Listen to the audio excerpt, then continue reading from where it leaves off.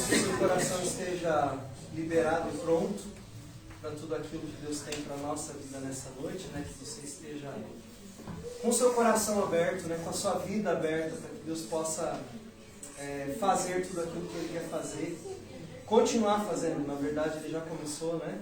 Desde o momento que nós chegamos aqui, tudo que nós estamos fazendo tem a mão do Senhor nisso. E eu escolhi nessa noite e durante essa semana uma palavra para meditar. E eu gosto sempre de pensar em alguns textos, né? E aí eu fico pensando, Deus, o que esse texto tem a ver? Ou o que esse texto pode ter a ver comigo? E com aquilo que eu preciso, né, dizer aos meus irmãos, com aquilo que eu posso e preciso compartilhar com esses meus irmãos. E eu escolhi para essa noite um tema, uma frase, mas um tema pequeno, né? Redes que não se partem. Porque eu estive lendo, engraçado que nessa semana eu recebi 2 textos, né? E esses 2 textos falavam de episódios muito semelhantes, e um deles era num dos evangelhos e outro no outro evangelho. Eu falei, mas é muita coincidência você receber de 2 pessoas diferentes, textos diferentes que falam a mesma coisa, né? Se eu dissesse assim, não estou entendendo, eu acho que aí tinha que dar um jeito em mim, né? Falar, cara, você se esperta aí, porque Deus está falando, você está me deixando de ouvir. E aí eu li os textos e eles me inspiraram, procurei, como sempre, ler alguma coisa, estudar. E aí acredito que Deus falou no meu coração coisas que eu precisava compartilhar com vocês hoje à noite sobre esses 2 textos. São 2 textos que falam de pescaria, né? Num dos textos, em Lucas capítulo 5, fala sobre uma pescaria que aconteceu e que os discípulos não conseguiram pegar nada durante a noite inteira. E aí na manhã seguinte, Jesus disse a eles, né, que era para eles pescarem, e aí eles foram pescar do outro lado, e quando eles pescaram do outro lado, a Bíblia diz que eles pegaram tanto peixe, mas tanto peixe, e aí essa parte que eu achei interessante, que as redes se lhes rompiam. Né? Ou seja, era tanto peixe que a rede começou a não dar conta de segurar aquela abundância toda, e aí começou a escapar um aqui, escapar outro ali, furou, né, e tal, e a rede começou a se romper, e tá difícil, até que eles chamaram amigos, e os amigos os auxiliaram a juntar aqueles peixes. E outro texto de João, fala, João 21, se eu não me engano, fala sobre uma outra pescaria, que eles também foram instigados a lançar a rede de novo.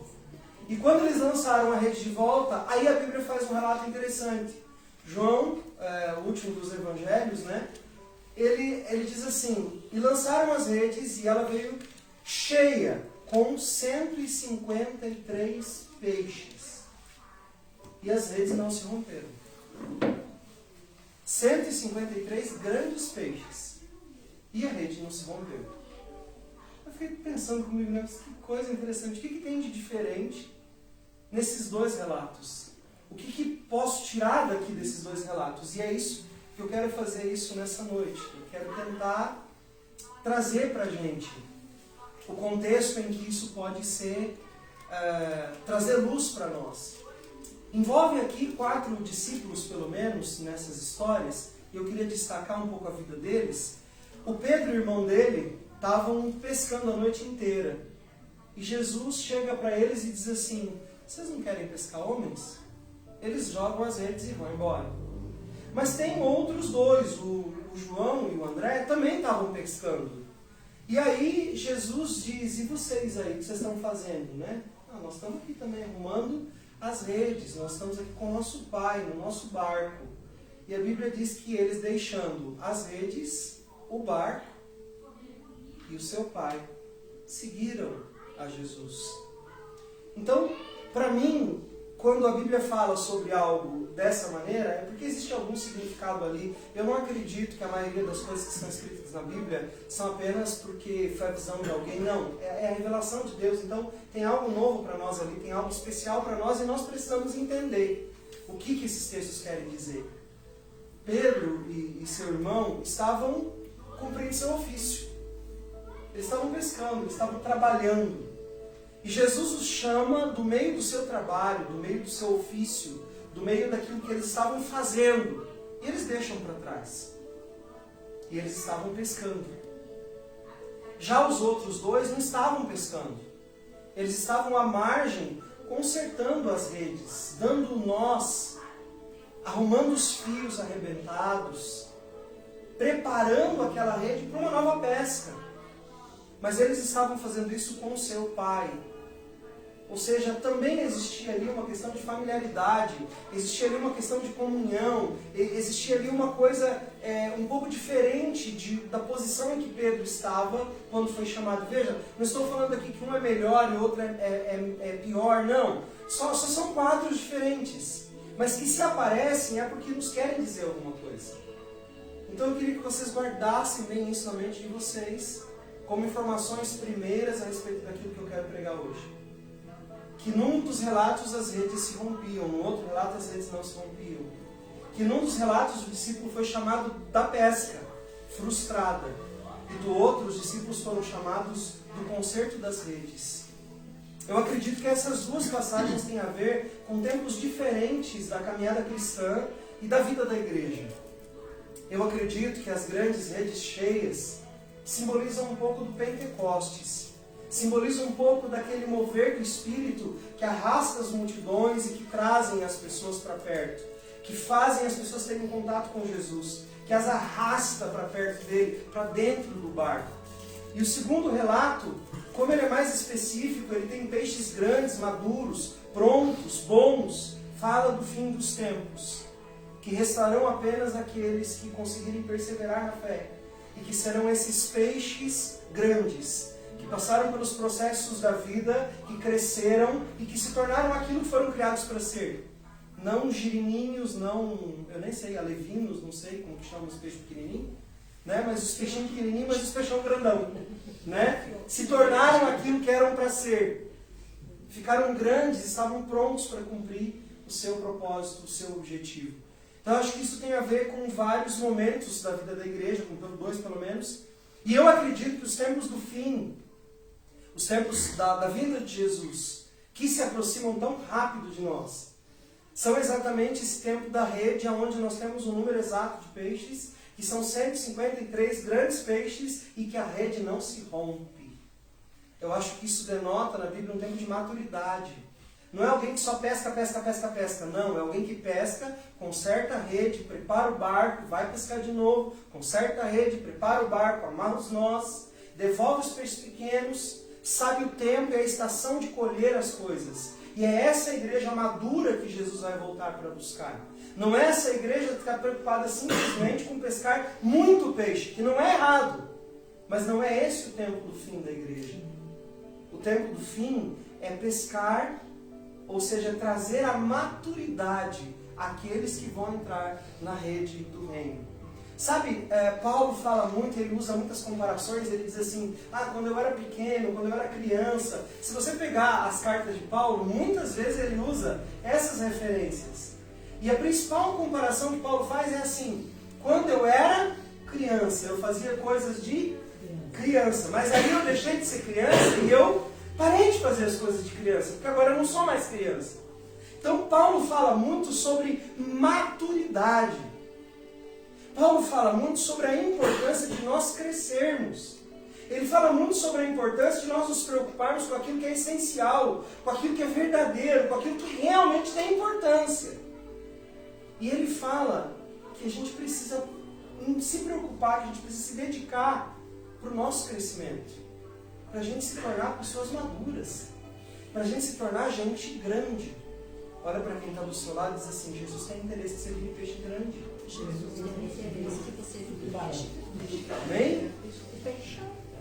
É muito interessante, né? Deixar de lado tem o sentido de isso já não cabe mais na sua vida.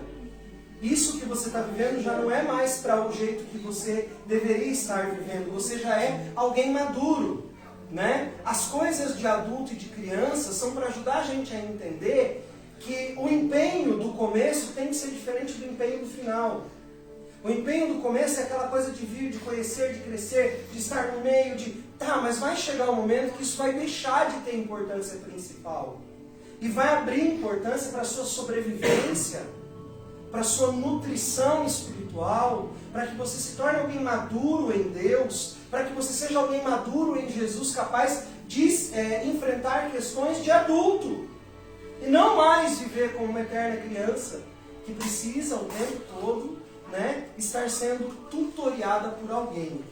Essa forma que Paulo traz de nós olharmos para o crescimento como algo espiritual também, nos ajuda a entender que a criança, ela está sempre dentro de um quadro de necessidade.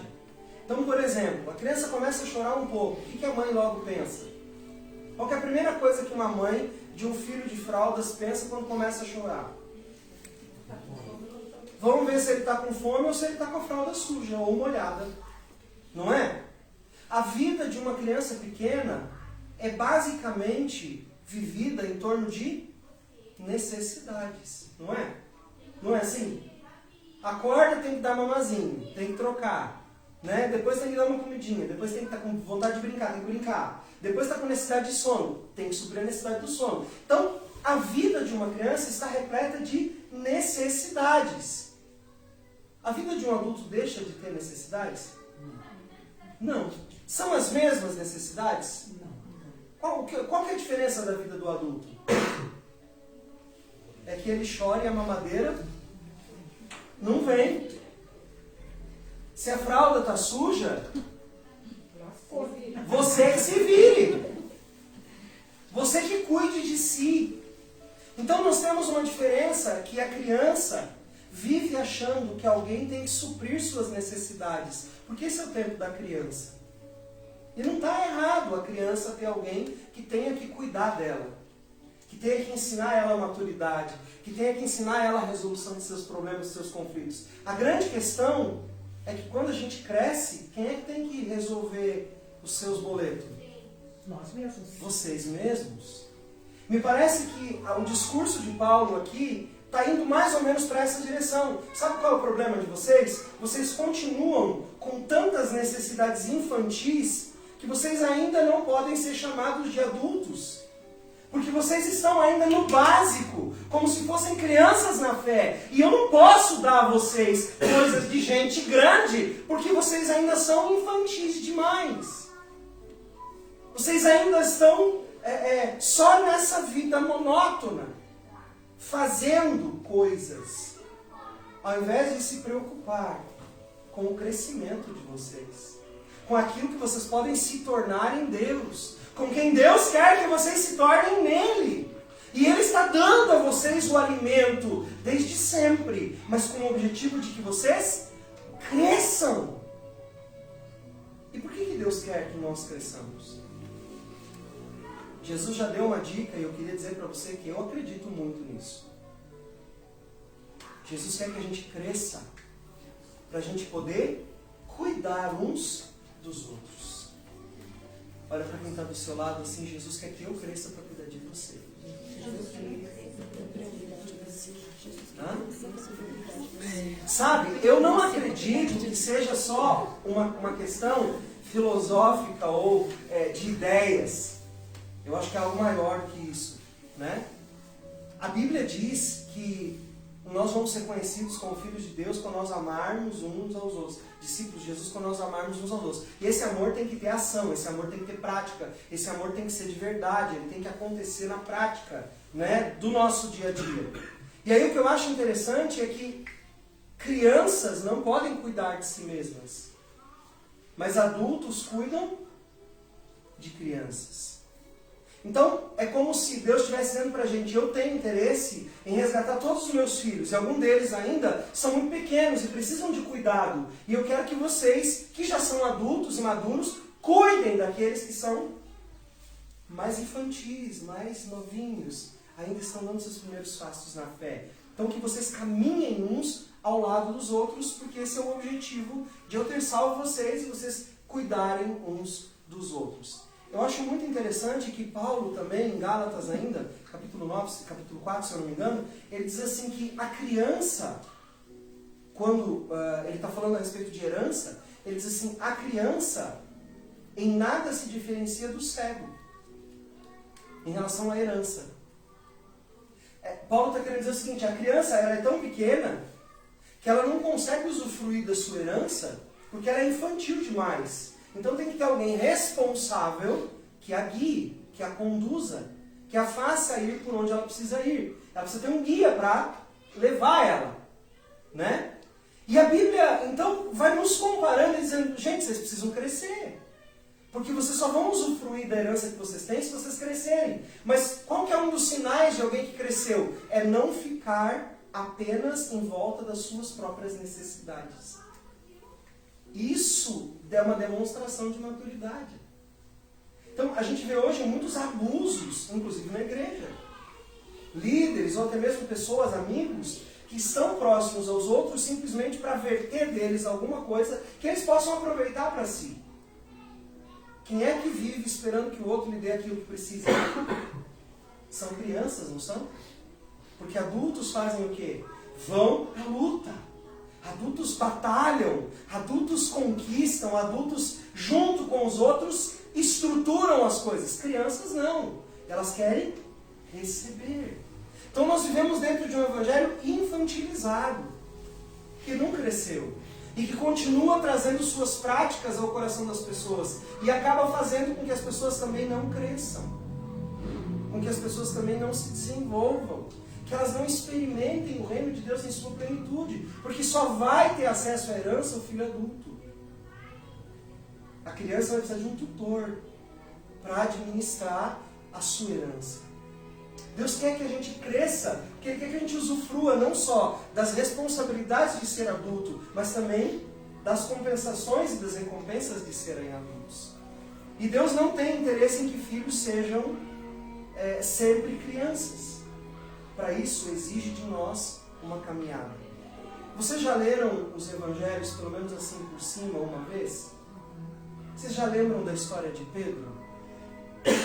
Pedro começa de um jeito e termina de outro, não é? E ele dá um monte de mancada no processo. Jesus tem que insistir com ele, ele fica até meio bravo com Jesus. Né? Jesus pergunta, você me ama? Mais que os seus irmãos, primeiro, olha que interessante. A gente vai lembrando do evangelho, as coisas vão vindo pra gente, né? Jesus pergunta para ele, você me ama mais do que os seus irmãos? Essa é a primeira pergunta que Jesus faz para ele. Eu não lembro se é em Mateus, Marcos, Lucas, mas em algum desses evangelhos ele pergunta, escuta, você me ama mais que seus irmãos? Sabe o que Pedro responde para ele? É claro que te amo. Aí na segunda vez Jesus diz para ele, você me ama mesmo? Ele diz, pô Jesus, já falei, claro que eu te amo. Que é isso? Tira essa bronca da cabeça, que barata é essa? Aí de repente Jesus olha para ele e pergunta, ô Pedro, você me ama mesmo? Ele diz, ô Jesus, estou te entendendo não, tá avacalhando comigo. Você sabe que eu te amo, sento na mesa com você. A gente partilha a vida, Jesus. Como é que você pergunta? Se eu te amo, é claro que eu te amo. E não é engraçado que ele nega Jesus exatamente 3 vezes também. Eu fico pensando nesses textos, né? Por que eles estão dispostos exatamente dessa forma? Por que 3 vezes? Eu sou muito de perguntar para o texto por quê, né? Porque eu realmente quero saber se tem alguma coisa ali, eu quero absorver aquilo que esse texto tem. E eu acho que tem muito a ver com maturidade, sabe? Porque Jesus diz para ele, se você me ama, então faz o quê? Cuida dos seus irmãos. Você diz que você me ama, Pedro?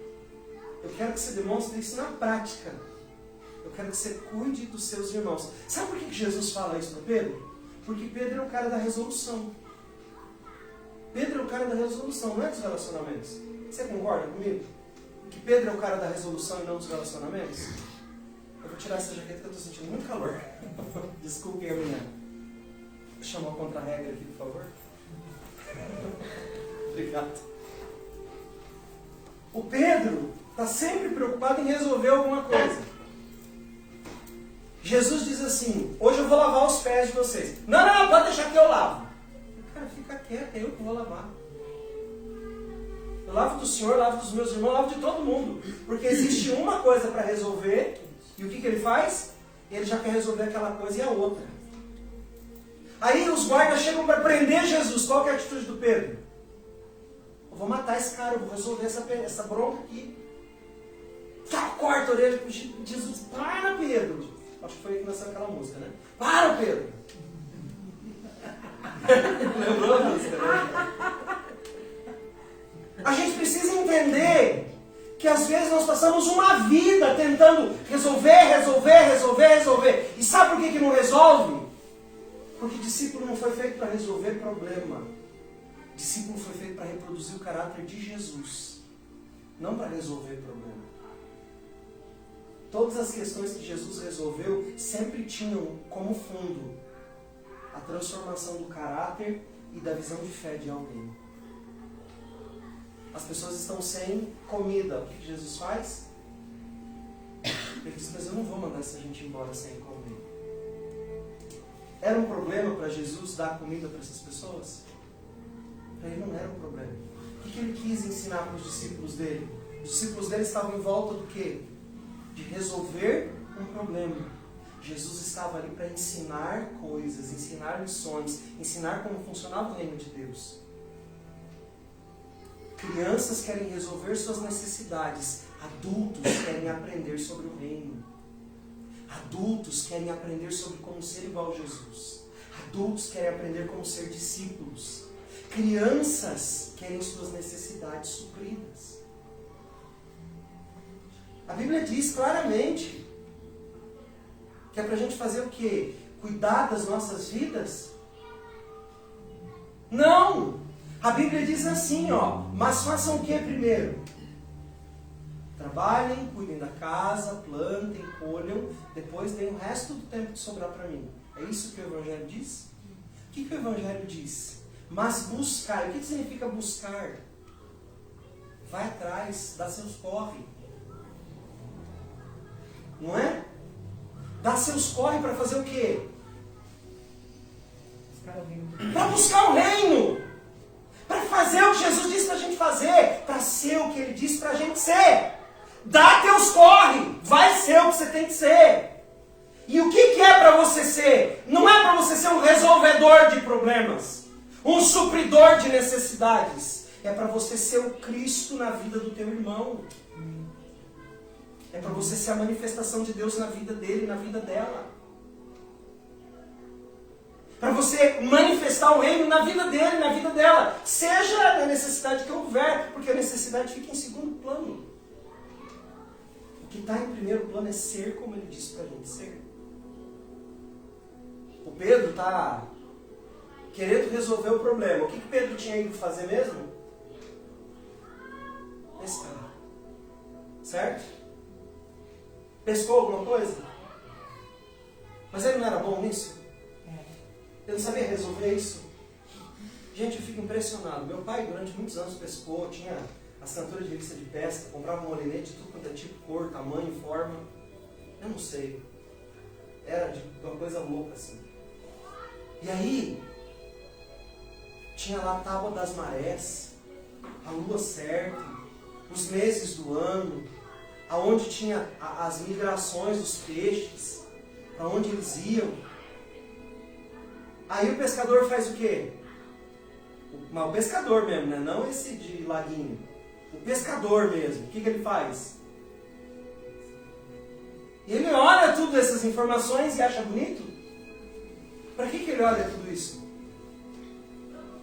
Para ele saber onde ele vai pescar para ele pegar mais peixe. Quer ver um pescador frustrado e não pegar nada. Ele pode nem trazer para casa, mas ele tem que pegar. Agora tem a pesca esportiva, né? Você pega e joga de novo. Isso é desculpa de muitos para dizer, não, peguei, mas não trouxe. Mas ele tem um conhecimento sobre aquilo, para que aquilo aconteça. Você acha que o Pedro não entendia de lua? Que lua que era boa para pescar? Que horário que era bom para pescar? Aonde que estavam os cardumes? Esse ano passado, acho que foi, fez uma reportagem muito grande nos canais principais de televisão aqui do Brasil sobre os pescadores em Florianópolis. Subindo nos morros para quê? Ficava com rádio lá no morro. Vai não sei quantos graus para não sei qual coordenada e tal, porque tem um cardume de tainha lá. E os caras iam e enchiam as redes.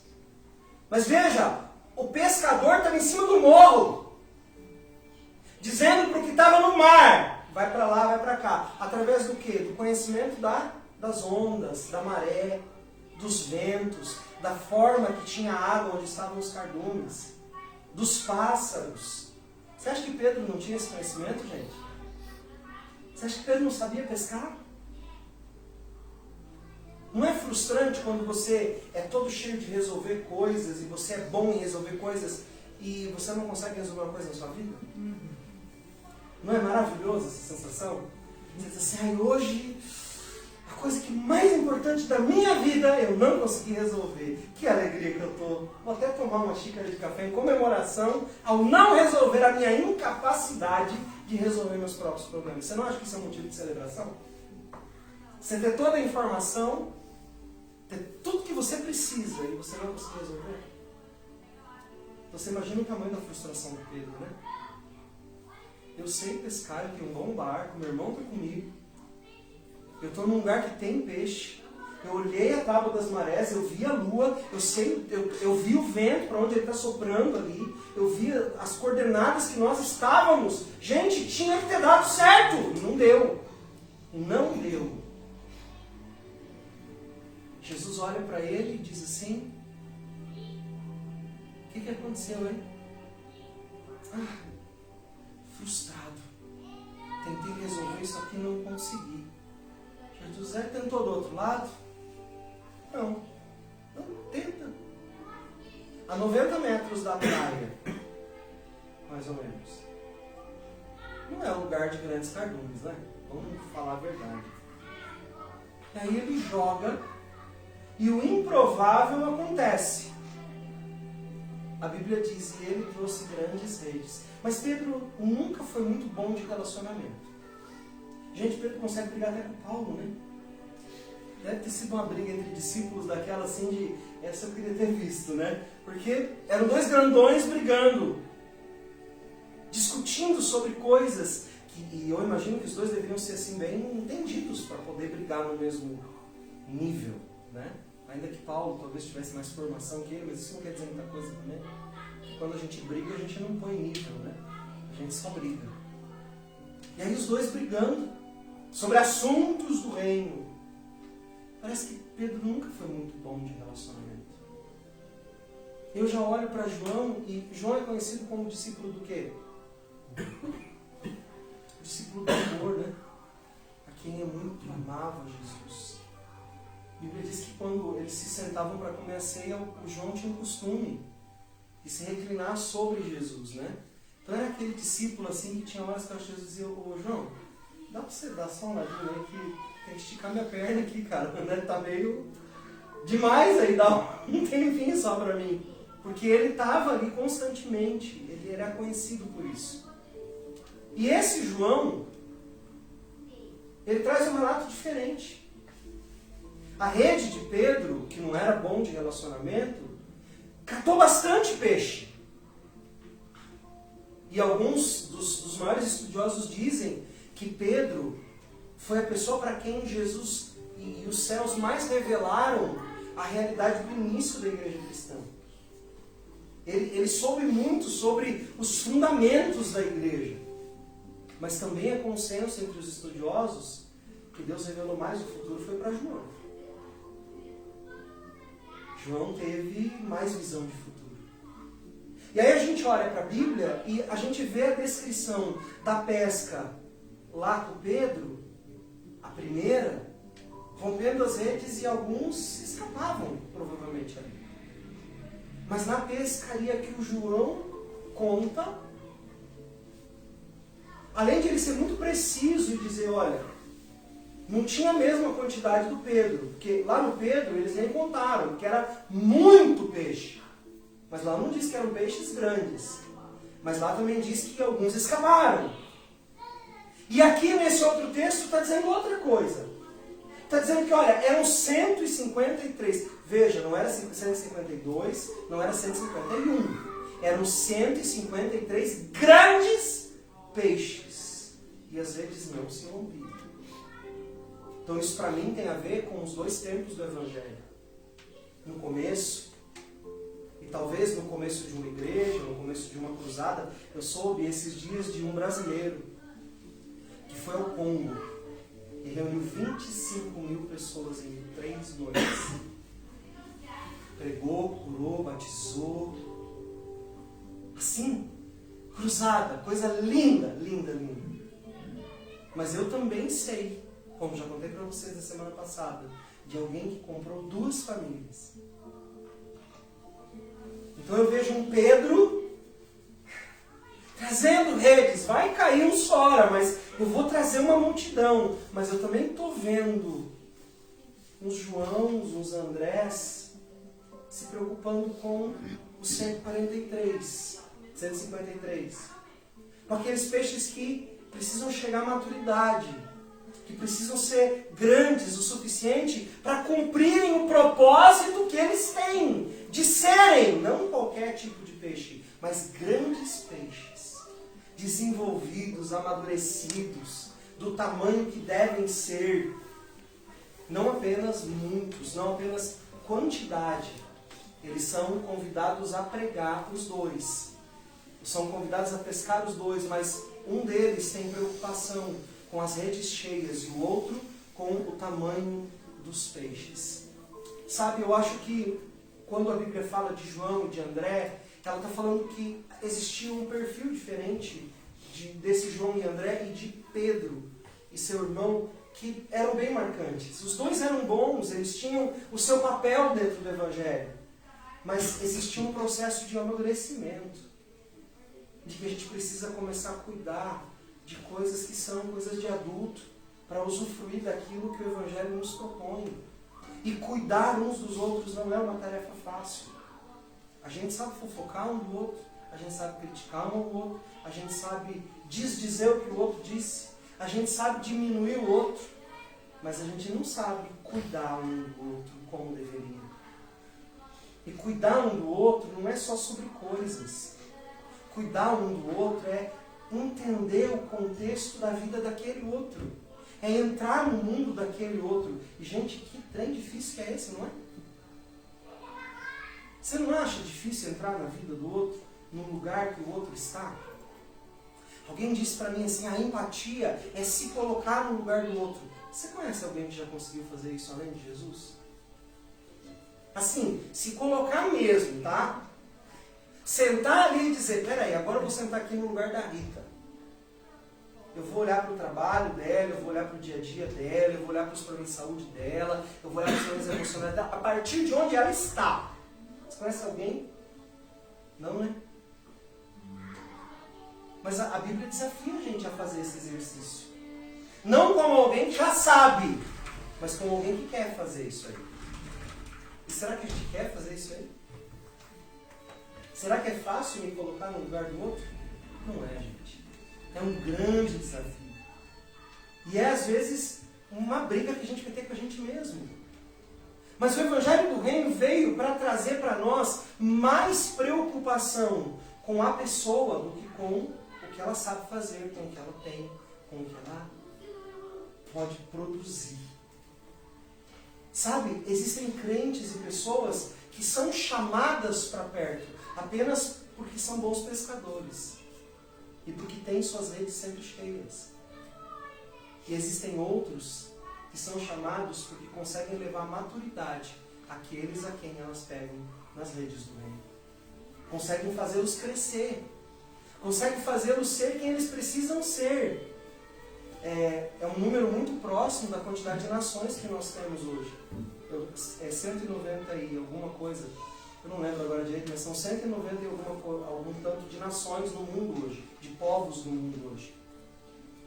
E ali o texto está dizendo 153, eu acho números muito próximos, né? E eu acho que esse texto pode estar dizendo para a gente assim, nós precisamos amadurecer porque o Pai quer salvar todos os povos, todas as línguas, todas as nações e gente de todas as tribos. Mas para isso tem que ter gente madura. Gente que teve o processo todo. Você veja, no mundo inteiro tem época de pesca e época de não pescar. Por que tem época de não pescar? Para respeitar o nascimento, o crescimento, até que o animal se torne pronto para ser recolhido da natureza.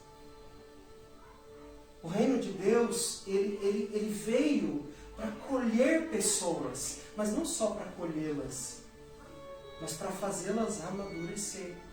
E o maior desafio que nós temos é deixar de ser criança para a gente poder usufruir da herança que como adultos nós podemos usufruir. Mas isso só vai acontecer se nós permitirmos que os processos de amadurecimento aconteçam na nossa vida. E isso envolve cuidar uns aos outros. Para mim, o grande e último avivamento não será um avivamento de línguas estranhas, profecias e curas. Será o grande avivamento onde a igreja vai ser conhecida por cuidar uns dos outros. Eu acredito assim. Cuidar uns dos outros. Sabe por quê? A Bíblia diz nos tempos do fim, Paulo também é quem fala isso. As profecias acabarão. Não é? As línguas cessarão. Os milagres vão acabar. Mas o que vai permanecer que Paulo fala?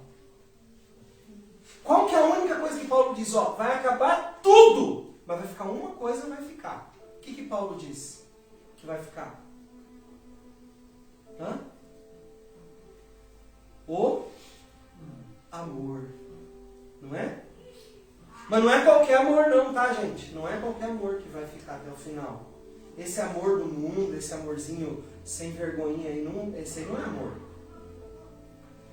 Eu ainda vou pregar de novo sobre esse texto, eu não gosto de pregar sobre ele, mas por isso que a gente precisa pregar sobre o que a gente não gosta também, né? 1 Coríntios 13 é um texto que faz uma autópsia do amor. Né? Pode botar lá na sua Bíblia assim, na sua tradução, autópsia do amor, 1 Coríntios 13. Sabe por quê? Porque ele separa o amor em todos os seus órgãos e sentidos. E aquele texto ali é de arrepiar. É de arrepiar aquele texto. Que ele diz assim, o amor nunca cansa. Você já cansou de alguma coisa ou de alguém que você ama? Uma vez só, não precisa ser duas. Né? Sabe o que ele fala ali naquele texto que o amor é? O amor não contabiliza pecado. O que é contabilizar pecado?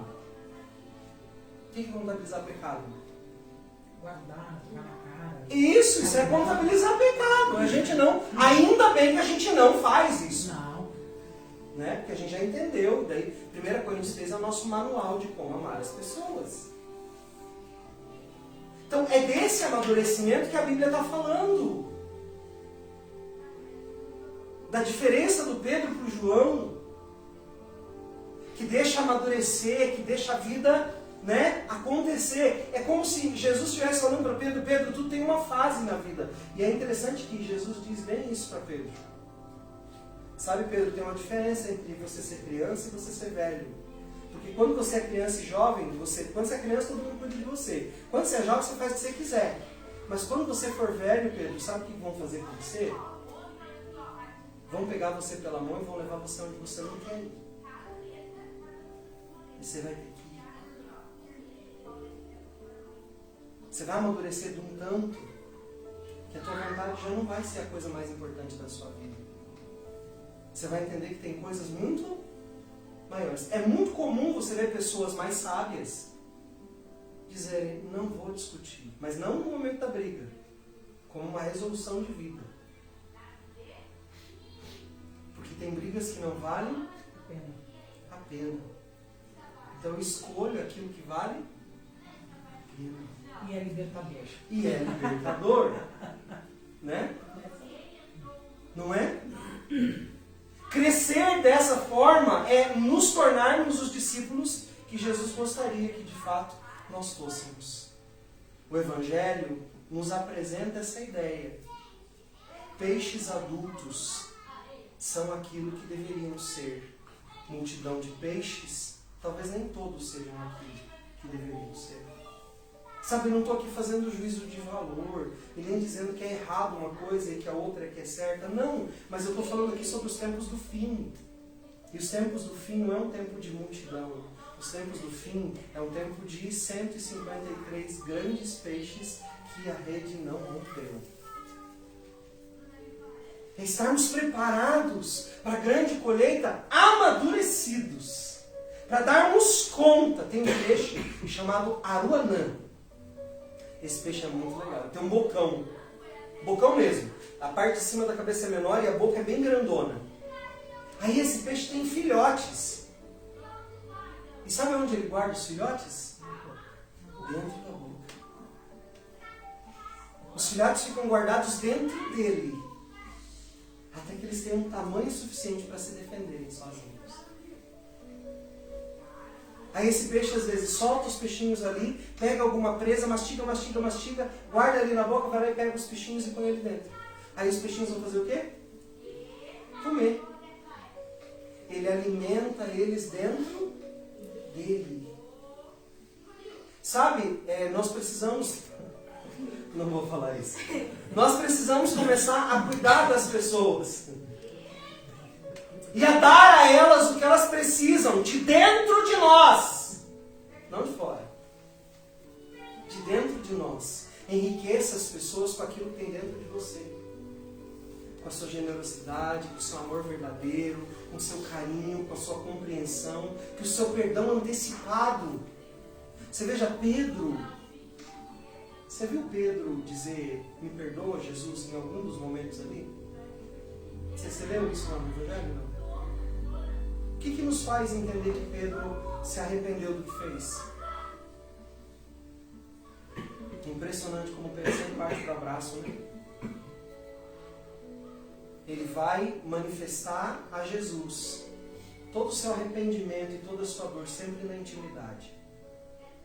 Tem a ver com o que a gente falou no outro sábado. Com o conhecer de verdade. Com esse entrar, não só ter entendimento, mas esse conhecer Jesus. Isso faz parte do processo de maturidade. Porque as relações importam mais do que as habilidades. O Evangelho é assim. Pedro era pescador. Jesus chamou ele porque ele era pescador? Foi por causa da habilidade de Pedro que Jesus chamou ele? Não foi. Foi por causa da habilidade de João que Jesus chamou ele? Também não foi. Foi por causa da habilidade de Lucas que Jesus chamou? Não foi. Foi por causa da habilidade que Deus chamou Mateus? Não foi. As habilidades, elas não são mais importantes do que as relações. E no reino de Deus é assim. As suas habilidades não são mais importantes do que as relações. Você pode ser um bom resolvedor de problemas. Se você não cuidar das relações, você não serve para aquilo que você foi criado. Porque você foi criado para relações. Em Gênesis, você acha que Deus veio para resolver negócios com Adão? Deus vinha para resolver negócios com Adão? Perguntar da bolsa da girafa? Vinha não? Para que Deus vinha toda a viração de dia resolver com Adão? Tomar um chimarrão, mãe. Tomar um chimarrão, oi? Cuidar da relação. E nós estamos pecando no cuidado das relações. Eu estou falando por mim. Eu tenho pecado no cuidado das relações. E a gente tem que ter cara de admitir isso e dizer: o responsável sou eu. Eu não estou cuidando bem. Eu quero que resultado você não está cuidando bem. Não é? Se você não cuida da sua relação com Deus, como você se sente? Você não ora, você não lê a Bíblia, você não vem à igreja, o que vai acontecer com você? Você vai sentindo Deus mais perto? Nossa, hoje até, uau, ó, cheiro. É isso? Não. Se você não cuida dessa tua relação com Deus, ela vai degringolar e você vai ficar cada vez mais distante. E você não vai sentir essa presença, mas não que ele tenha deixado de estar ali, é que você cortou a conexão da relação. O Evangelho nos propõe em cuidarmos das relações. A nossa vida precisa caminhar nessa dimensão, onde a relação é mais importante do que a habilidade, do que a capacidade do outro. A minha relação com a Rita precisa ser mais importante do que o fato de ela saber organizar bem o recolhimento de mantimentos, ou uma atitude missionária, ou uma questão social. Eu tenho que amar mais a Rita, eu tenho que cuidar mais da Rita do que ela é para mim, do que o que ela faz por mim, que eu não sei fazer, ou que eu não tenha, ou que... Não, a relação é mais importante. Eu tenho que cuidar mais do Kaique pela relação do que por aquilo que ele pode fazer por mim. Esse é o foco e o centro do Evangelho. Ele chamou a gente naquilo que a gente sabia fazer, mas normalmente no dia que aquilo não estava funcionando. Não foi o que ele fez com Pedro? Pedro sabia pescar, mas ele chamou Pedro num dia que a pescaria tinha sido ruim. Eu acho que isso deve ser libertador, né? E ao mesmo tempo deve ser constrangedor. Quando você acha que você é o cara, o grandão, que tudo resolve, que tudo sabe, e naquele dia dá tudo errado e Jesus diz: será que não dava para você dar um lugarzinho aí que eu estava querendo entrar nesse negócio aí? Jesus, mas não é para tua capacidade, não. Eu só queria entrar porque eu gosto de estar com você. Eu gosto de ter tempo com você. Então, Jesus está mais interessado em cuidar das nossas relações do que de resolver os nossos problemas e suprir nossas demandas. Porque a principal demanda que nós temos é a de relação íntima com Ele. Se Jesus fosse olhar para a eficácia de Pedro, Ele não teria chamado Pedro. Porque naquela noite Ele não pegou nada. Não é? Ele não ia chamar o Pedro que não pegou nada para ser pescador de homens.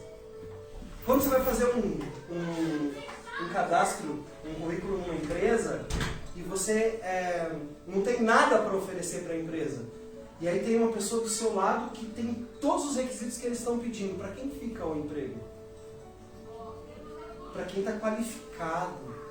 Por quê? Porque o nosso mundo gira em torno de resultados. O Evangelho gira em torno de relacionamentos.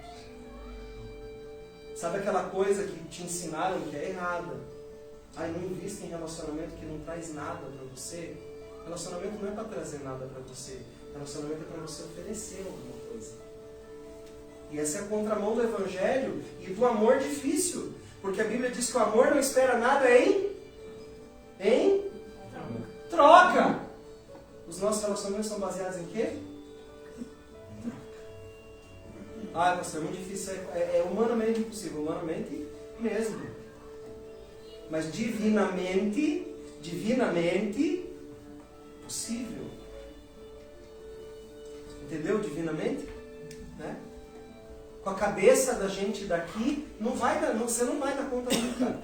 Mas com a cabeça de quem é do céu, aí dá para dar conta. É fácil? Claro que não! E até brinco, se fosse fácil, Jesus não tinha pedido pra gente. Ele gosta de desafiar a gente aquilo que é difícil. O fácil, ele sabe que a gente dá conta. O difícil é que ele tem que estimular a gente a fazer. E geralmente o difícil é porque nos custa muito. Eu acho interessante a gente começar a olhar para a Bíblia como processos de maturidade. Você vê Elias começando a sua trajetória como? Como é que Elias começa a sua trajetória? Focado em quê? Combater a idolatria, fazer descer fogo do céu, secar até a valeta que tem em volta com água, matar profeta de Baal e tal. E aquele, né? O profeta destruidor. É o ramo da Bíblia. Né? Esse é o Elias. Moisés também. Abre o mar, vem praga, vira cobra o negócio e desvira e come a cobra que tinha virado do outro. E, cara, faz um negócio assim, você fala, meu Deus, é um super-herói do Antigo Testamento. Né? Qual que era o problema do Moisés e do Elias? Era um ruim de relacionamento, os dois. Era ou não era? Leia as histórias. Eram ruins de relacionamento. Como que esses homens terminam? Com Deus tendo tratado tanto eles que agora eles são bons de relacionamento. E é interessante. No fim dos tempos, a Bíblia diz que vocês vão ver o sinal do profeta Elias. Sabe qual que é o sinal do profeta Elias? Redenção através das relações. Você sabe por que é isso? Como é que estão as relações no mundo de hoje? Como é que estão os relacionamentos no mundo de hoje? Falidos. Como é que está a construção da família nos dias de hoje? Nós estamos numa fase de desconstruírem tudo que a gente conhece de relações, de família, de tudo. Sabe qual que é o sinal do profeta Elias? É aquele que vem para suprir uma necessidade e mostrar: o reino tem aquilo que todos vocês procuram. Esse é o sinal do profeta Elias. É o tempo da restauração das relações humanas. É isso que Elias viveu no final da sua vida. Sabe por quê? Como é que o aprendiz de Elias o chama? Quem de vocês já leu a história do profeta Elias e do seu moço? Como é que o moço diz a ele quando ele vai embora? Ah, meu pai! Não vá sem deixar para mim a tua capa, meu pai. Relação de paternidade. Sinal do profeta Elias. O mundo precisa ser restaurado na sua forma de se relacionar com as pessoas. E é o Evangelho de nosso Senhor e Salvador Jesus Cristo que tem essa manifestação de avivamento para trazer para os últimos dias, onde as relações estarão destruídas. A igreja precisa ser peixe grande para ser o que precisa ser, onde ela é necessária.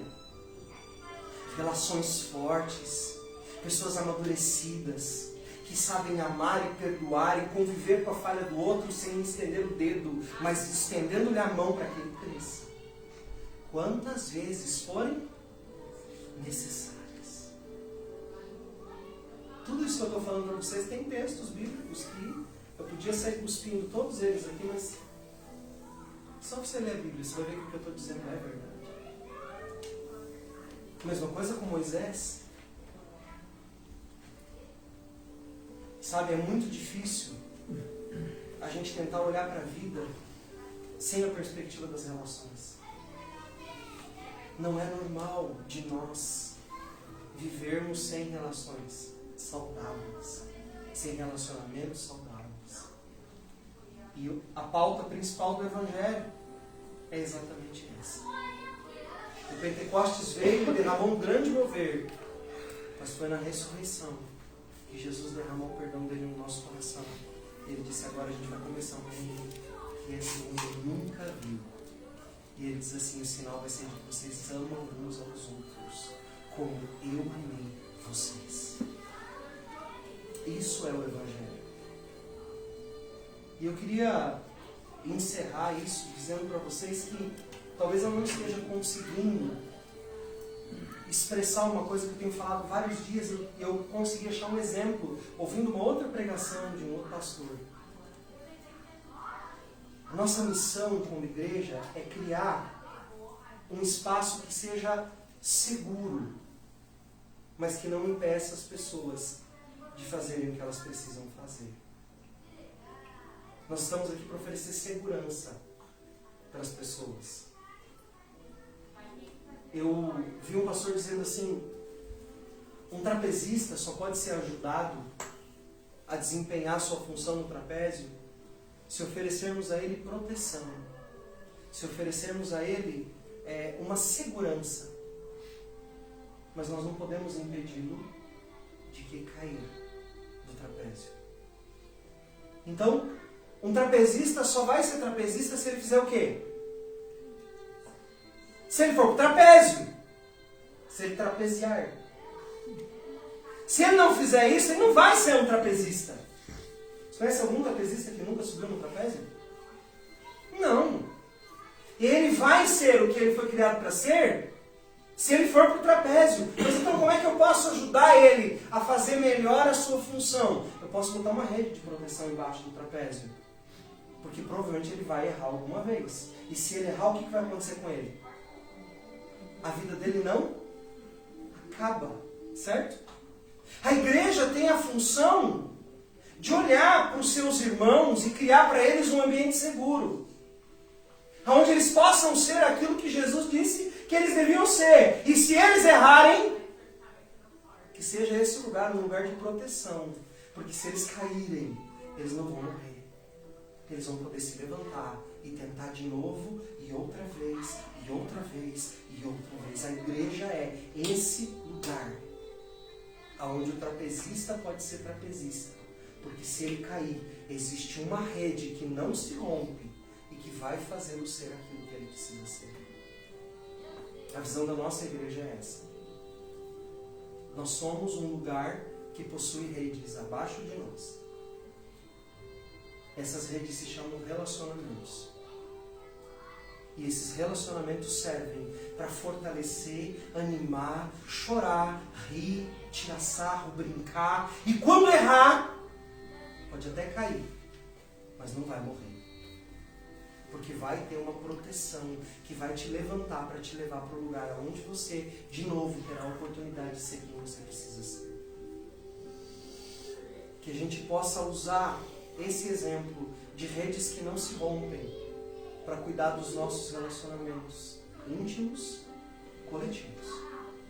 Como igreja, como casa, como família, como amigos, como irmãos, só vai cair fora quem realmente quiser. Porque quem quiser vai ter um lugar seguro para você estar. Onde a gente vai se ajudar e se fortalecer uns aos outros.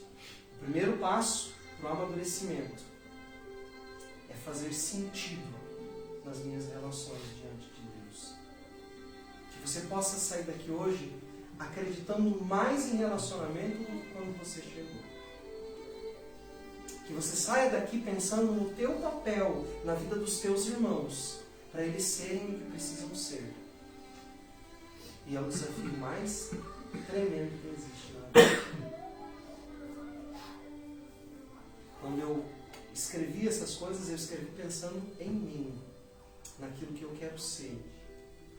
Eu escrevi pensando em ser alguém mais maduro, em ser alguém que realmente sabe e entende aquilo que precisa acontecer e se esforça para que isso aconteça e estimula para que as pessoas amadureçam. Que a gente ame as pessoas por elas mesmas e não por aquilo que elas têm de habilidade ou que elas podem nos fornecer em nenhuma de nossas relações. Top? Vamos orar por isso? Pedir que Jesus nos ajude a sermos essas pessoas que prezam mais pelas relações do que propriamente pelas habilidades que as pessoas têm.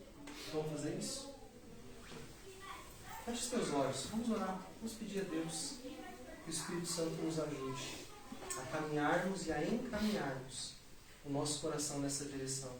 Que a gente consiga olhar uns para os outros e pedir a Jesus que Ele nos dê a graça, a misericórdia que nós precisamos para sermos aquilo que nós precisamos ser. Nós oramos, Jesus, nessa noite. Nós pedimos. Não exclui, tá? Tá, não consigo apertar para fechar. Nós acreditamos, Jesus.